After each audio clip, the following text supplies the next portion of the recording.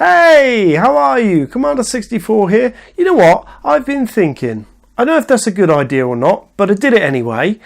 And the think that I was thinking was this. Why do I love old games so much? What is it about retro gaming that is so je ne sais quoi? So, I wrote a list.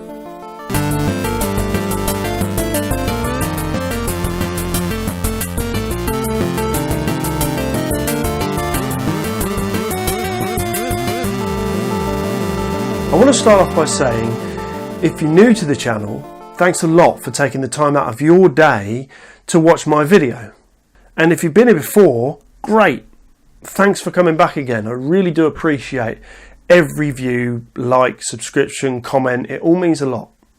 So thanks, guys. Now, the channel is split up into different playlists, and you've reached the retro gaming section of this channel. This part of the channel is solely dedicated to old video games and old computing systems. I talk about them, I unbox them, and I play them. And today, I want to talk about the top 10 reasons I love retro gaming. Now, I understand developers want to improve their game.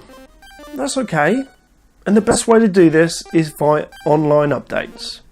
But it can be frustrating when you really want to play a certain game and you can't. And why? Because you have to wait for a 4 gig update to finish before you're allowed to play it. Case in point, I really fancied a bit of Elite Dangerous the other day, and I'd forgotten that there was a massive update called Beyond waiting to be installed. This update was 10 gig, so playing the game that night was out of the question. Now, as it turns out, this update added some nice features to the game, and I was really glad to have it in the end. But not all updates are for the best. I can't count the amount of times I've been browsing the Steam store looking at games that interest me, only to see stuff like this in the comments section. Dear video game developer, I purchased this game over 6 months ago. It was a really good game. Then you made an update. Now it's a really bad game. And I don't mean the good kind of bad. I mean the not so good kind of bad. Why, oh why, oh why, oh why, oh why, oh why, oh why did you ruin my game? Yours sincerely, someone who used to play your game and no longer does. Now, the version of the game that this person paid for has gone. They can't revert back to it. So the game they liked and paid for is now something else. And that's not really fair, is it? Well, update this, suckers. You can't, can you? Because developers in the 80s used to make a game, release a game, and then move on. If it was a good game, we'd all buy it and play it. If it was a bad game, we'd read the Zap review and avoid it like the plague.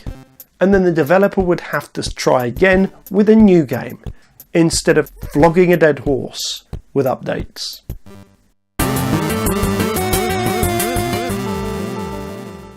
Another thing I constantly see on the Steam forums is people that have bought a game for their PC only to find out that their PC doesn't like playing it.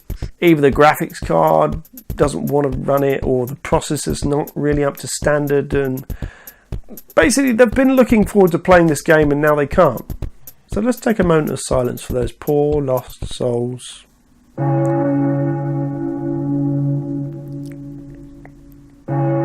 Great news for Commodore 64 owners. Every game designed for the Commodore 64 runs on the Commodore 64. They're all designed with the same specifications in mind.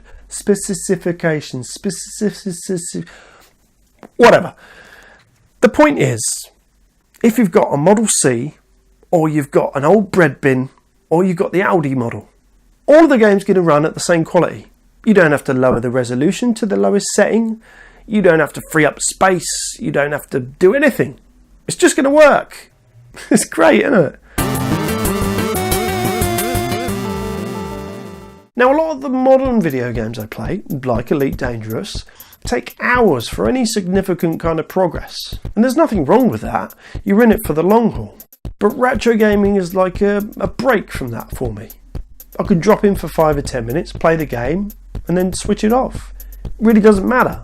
I'm not building towards anything. I don't have to play for 200 hours to get good at the game. I just play the game for fun. Now, with the games on the Commodore 64 being in the tens of thousands, I'm spoilt for choice on that system alone. And that's not even the only retro gaming system I play on. And there's so much choice when it comes to retro gaming systems. You've got Ataris, Amstrads, Segas, Nintendos. The list is endless. Well, it's not endless, but there's a lot of them, okay? Ever since the Sony PlayStation, games have steadily been moving closer and closer to reality. Playing a game these days is more like being part of an interactive movie, and you're the star. It's everything we ever dreamed of as kids in the 80s. But there's something very different about the worlds in retro games. These feel more like stepping into some sort of strange pixelated dream world where nothing's quite right or real. These worlds only exist in the gaming universe. And the only movie you could possibly liken it to is Tron, a film about a man who gets to enter this realm.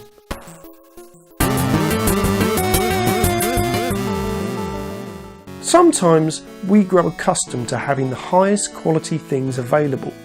Amazing, slim, full HD, 4K TVs. They're great for the first year, and then you grow accustomed to them, and they just become normal, and you even take it for granted. Try this experiment. Stop playing Witcher for 3 days and play Zelda. Why? Well, because Zelda's an awesome game. And also, on the 4th day, when you go back to Witcher, it's gonna blow your mind. You'll find yourself saying, man, I forgot how great this game looks. It's so gorgeous. For me, it's a constant state of, man, I forgot how much fun this old game is. And wow, I've forgotten how beautiful and realistic and immersive Elite Dangerous is. They really play off each other as well, and they make each other better. Microtransactions. You pay for a game, you get a game. Simple as that. No hidden fees or costs. And you're rewarded for your skill and your time, not the size of your daddy's bank account. You've just unlocked this new sword.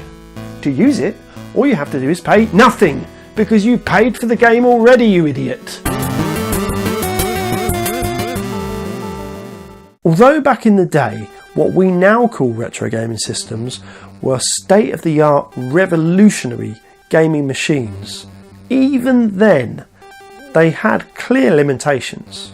But what developers managed to achieve in terms of creativity and imagination was incredible. These worlds and these characters and the stories that they created with such basic tools is inspiring. And with the atmospheric music provided by the Commodore 64's SID chip to accompany you along this journey, it really felt like you were in another world.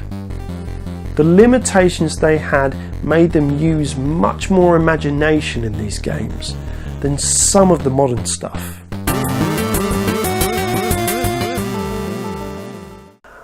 Ah, the good old days. Just like a classic album can take you back to a great time in your life, old games can remind you of simpler times. Lingering in the past can be bad for you, but there's no harm in thinking about the good old days once in a while, is there? So here we are, the number one reason I love playing retro games, and it's as simple as this. They're just fun games to play. Some games just stand the test of time. Sonic the Hedgehog 2 is just as much fun to play now as it was in 1992. And the same goes for these Commodore games. If you gave them a HD paint job and released them today, they would still sell by the bucket load, because they're fun. And that's why we play games, to have fun, isn't it? Anyway, thanks for watching the video. If you liked it, please hit me a like or a subscribe, or let me know in the comments down below what you thought, and I'll keep making these videos. But for now, this is Commander 64 signing off.